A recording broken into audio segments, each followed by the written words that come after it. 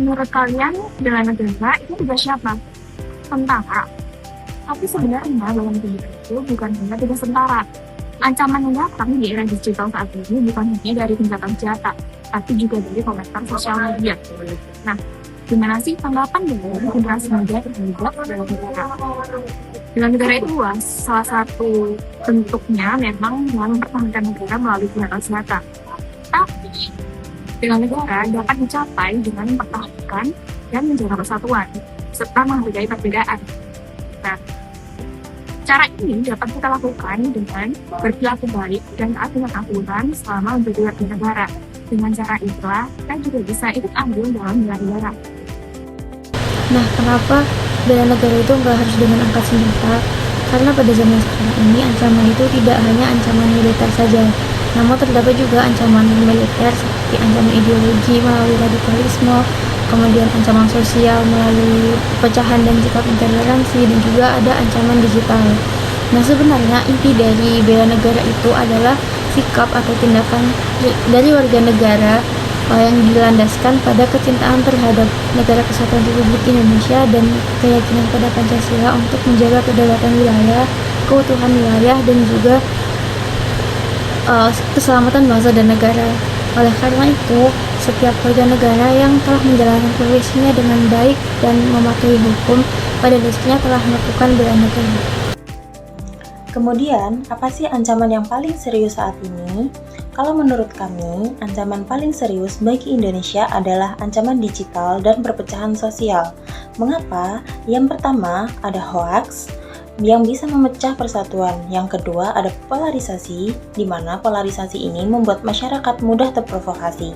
Dan yang ketiga, ada keamanan data yang semakin rentan dari pencurian data sampai manipulasi informasi. Selain itu, ancaman lingkungan juga serius, seperti kebakaran hutan, pencemaran, dan juga krisis air. Semua ini bisa berdampak langsung ke ketahanan bangsa. Jadi, ancaman kita bukan hanya perang fisik, tetapi juga perang informasi serta perang narasi. Oke, terus pertanyaan selanjutnya nih, kira-kira emang Gen Z perlu bela negara pakai jalur militer? Kayak yang kita tahu nih, Gen Z tuh orang-orang yang super praktis, nggak mau ribet, dan juga into banget ke digital. Jadi sebenarnya banyak loh hal-hal kecil yang bisa kita lakuin sebagai Gen Z buat ngelakuin bela negara.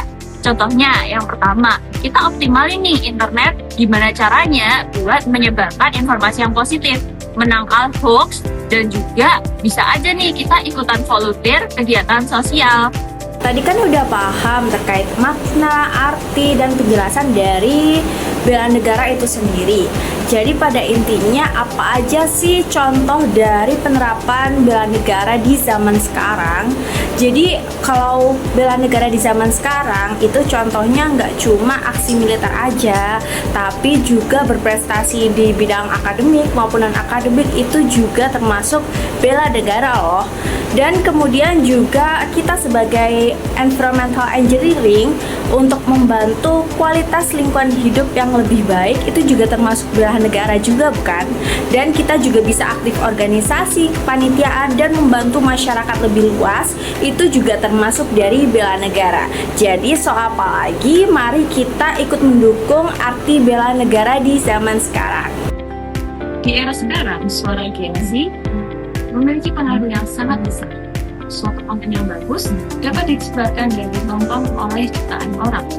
Jika kita menggunakan sosial media sebagai media untuk menyebarkan hal-hal yang positif, maka hal itu sudah menjadi bagian dari ketahanan nasional. Berdasarkan pembahasan yang telah kita lakukan, bentuk bela negara tidak hanya dengan menjadi tentara, namun kita juga bisa melalui kampanye digital. Jadi hal ini akan menjadi tugas dari warga negara Indonesia sendiri. Jika bukan kita yang menjaga ketahanan nasional Indonesia, maka siapa lagi? Terima kasih sudah menonton dan semoga bermanfaat.